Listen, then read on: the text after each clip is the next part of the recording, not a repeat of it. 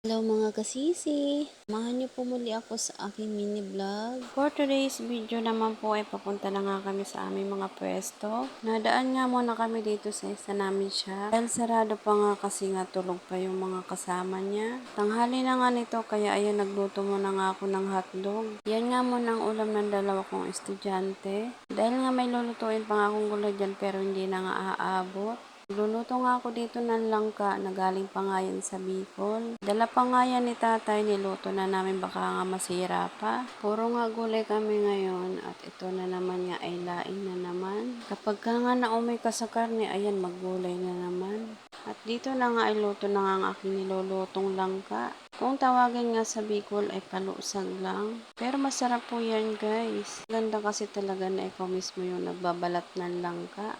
Kaysa nga sa palengke, kung makikita nyo yung kulay ng langka, puting-puti na. Yun pala kasi ay nilalagyan nga pala daw nila ng tawas yun. Sana all na nga lang ako dito kay Tariray pahiga-higa habang nagsiselfon. Ito naman yung aking bossing, abe magpapatimpla lang nagpapacute pa. Alam mo naman nga ay cute, charot. Ito naman nga ay binubuksan ko nga yung regalo sa akin ng aking bebe. Nung Valentine's pa nga yan, ngayon ko nga lang bubuksan. May nakasulat nga dyan, Happy Valentine's Mommy, I'm sorry, I love you. Tsura pa nga lang ay alam ko ng ballpen nga ang laman. Taga namang balot na balot ang pagkabalot naman ng bebe ko. Ayan nga, ballpen siya.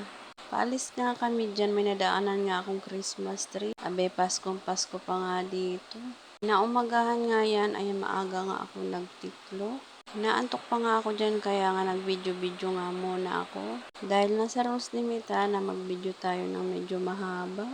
Kailangan nga natin yun bukod pa sa mga reels na nagagawa natin. Sana nga ay ma-invite na tayo sa stream ads. Pati na nga rin sa ads on reels. For i-upload nga po itong video ko dahil nga na-copyright ako. Naglagay daw kasi ako ng boses ni Chipmunks. Kung nga pala naalala, bawal pala yun sa mga nagsisimula pala. At dito naman nga ay pinulikat naman ako dahil nga matagal nakalikon yung paa ko. Sobrang ang sakit at mangilo-ngilo kaya ayan ang sakit talaga.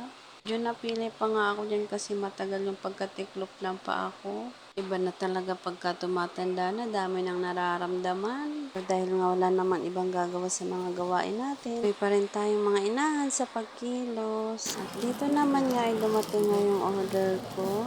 Madalas nga kasi pajama ang suot ko kasi nga malamok nga dito.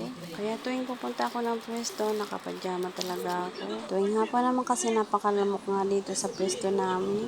Kaya ayan, napa-order na naman nga ang lola nyo. Nakapilter pa nga dyan si Inday, kaya ang putingan-tingan. Pinapakita ko nga din niya sa inyo guys. Tingnan nyo, ang ganda nga ng tela. Mura nga lang pagkaka-order ko dyan. At mapresko pa nga sa balat. Sana guys, masuportahan nyo rin yung mga video ko. Pa-like and comment na lang po. At advance na rin ako nagpapasalamat sa mga mag-share.